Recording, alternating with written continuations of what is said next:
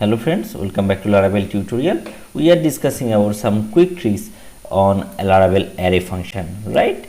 So now in this video we are going to learn about, suppose we have a large array and I want to get some specific columns or specific key value pair from that array. How we can do this? Simple, we have a Laravel functions.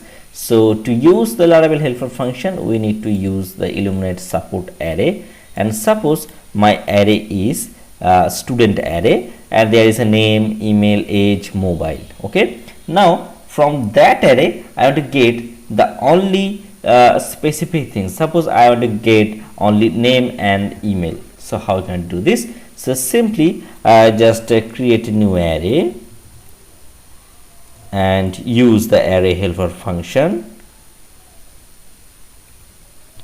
and I want to use the only function. Okay, so this function is responsible to get the only that data which I want to get. So simply pass the array name student and I want to get only the name and email. Okay, so just print that array. So print array and write new array.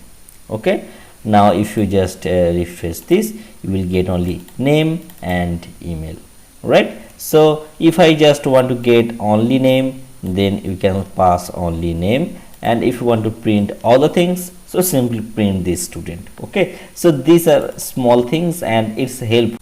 I don't want to process the full array for my application. I want some specific data, so that time I can use the only.